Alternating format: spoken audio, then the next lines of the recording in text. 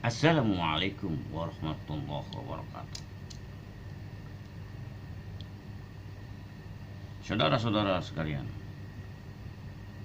setelah kita mengucapkan puja dan puji syukur kepada Tuhan Allah Subhanahu wa taala, pencipta seluruh jagat raya ini, kemudian kita haturkan juga ucapan salawat dan salam kepada Rasulullah Muhammad ibni Abdillah, dan salawat dan salam juga kita sampaikan kepada keluarga beliau secara keseluruhan dan para sahabat beliau semuanya. Kaum muslimin yang berbahagia, bahwa kita tentunya akan mati, pasti mati. Kita akan mengalami kematian, kita akan meninggalkan dunia ini, kita akan dikuburkan di bumi atau di mana saja. Nyawa kita melayang, sukma, ruh, jiwa kita berpisah dengan badan kita, bla bla bla bla. Kemudian tentunya kita punya keyakinan kita mati dan sebagainya. Itu tidak begitu saja, tidak seperti pohon-pohonan yang mati, terbakar atau mati, lenyap dan sebagainya, jadi debu, udah nggak ada tanggung jawabnya. Karena antara lain memang mereka tidak diberi beban atau kewajiban seperti kita manusia, karena mereka itu tidak mempunyai akal pikiran, karena kejadian mereka itu tidak sesempurna kita. Mereka kan seperti batu-batuan, seperti pepohonan, mereka itu nggak bisa bergerak seperti kita, paling bergoyang-goyang begitu karena tertiup angin dan sebagainya. Tapi kalau kita bisa menggoyang dan bisa bergoyang dan bisa kemana aja dan bisa terbang tentunya dengan mesin terbang, yaitu pesawat udara, bla bla bla bla. Bisa juga kita menyelam, mengarungi lautan, dalamnya lautan dengan kapal selam, ya.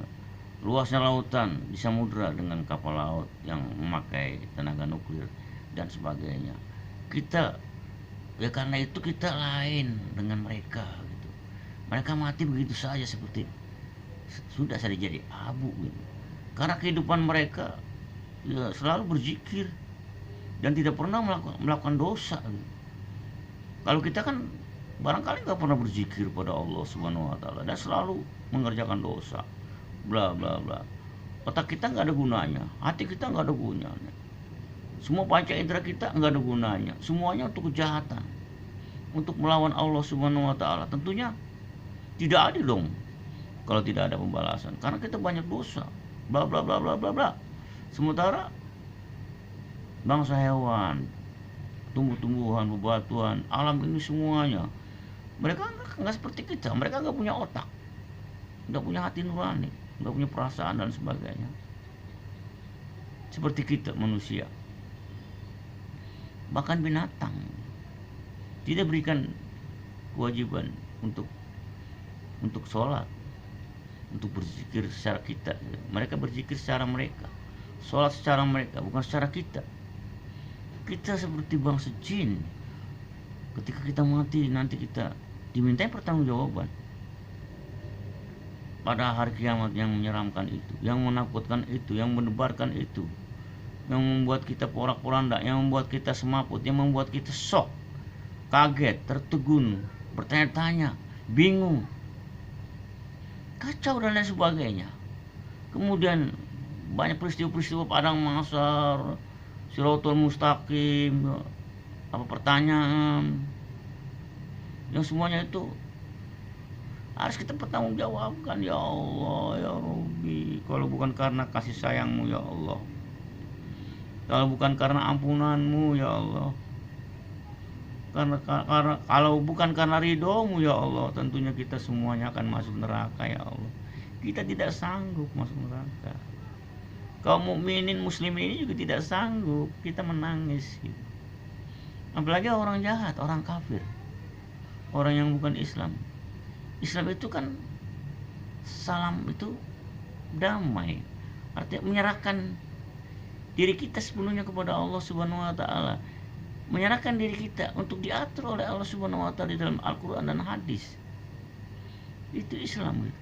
Sementara orang yang tidak mau diatur secara Islam, secara Allah Subhanahu wa taala, secara Quran dan Sunnah, yang tidak mau menyerahkan diri mereka kepada Allah Subhanahu wa taala, justru mereka menyerahkan kepada Tuhan-Tuhan yang lain, kepada manusia yang mereka tuhankan, kepada patung-patung, pada apa dewa-dewa apa saja begitu, yang selain Allah Subhanahu wa taala, yang mereka itu bukan pencipta alam semesta ini. Mereka justru yang disembah oleh mereka itu adalah benda-benda yang diciptakan oleh Allah Subhanahu wa taala.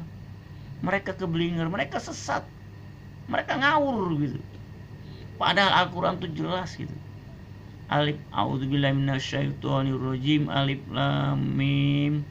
Dzalikal kitabu la raiba fihi hudal lil muttaqin. Alif lam mim. Itu kitab, itu buku, itu kitab suci. La raiba, di dalam isi kitab itu, yaitu Al-Qur'an, tidak ada keraguan di situ. Di situ murni, di situ asli, di situ firman Allah, di situ kata-kata Allah untuk kita manusia semuanya dan jin juga. Dzalikal kitabu la raiba fihi hudal lil muttaqin. Kalau ada yang mengikuti kitab itu, yang tidak ada keraguan itu, yang asli itu, titik dan komanya, bahwa itu firman Allah yang asli yang tidak pernah diubah-ubah. Kalau orang mengikuti itu, dia akan mendapatkan hidayah dari Allah Subhanahu wa taala. Dia akan pasrah kepada Allah Subhanahu wa taala, akan bertawakal kepada Allah Subhanahu wa taala, akan mengikuti peraturan Allah Subhanahu wa taala, akan mengikuti Quran dan Sunnah, akan mengikuti Allah Subhanahu wa taala yang esa, yang tidak pernah mempunyai anak, tidak punya mengangkat anak, dan tidak pernah diberanakan begitu. Yang tidak mempunyai orang tua, yang tidak mempunyai nenek, kakek, besan, mantu dan sebagainya. Dia adalah Tuhan yang esa, yang satu. Dia tidak sama dengan kita. Kenapa kita selalu menyamakan dengan kita dengan alasan macam-macam? Insya Allah saudara, kalau kita mati, urusan bukan udah beres Pak, justru ruwet Pak kalau kita nggak Islam. Wala tamutunna illa wa antum muslimun. Wanti-wanti Allah berkata kepada kita, jangan mati dulu kau. Kalian jangan mati dulu sebelum kalian menyerahkan diri kalian pasrah kepadaku, kata Allah Subhanahu wa taala. Artinya masuk Islam dulu kamu, mengikuti peraturanku, yaitu Al-Qur'an dan As-Sunnah. Al-Qur'an ada firman Allah Subhanahu wa taala langsung melalui Jibril alaihissalam, sedangkan As-Sunnah hadis sahih itu firman Allah juga tapi melalui Rasulullah dengan redaksionalnya Muhammad bin Abdullah sallallahu alaihi wasallam.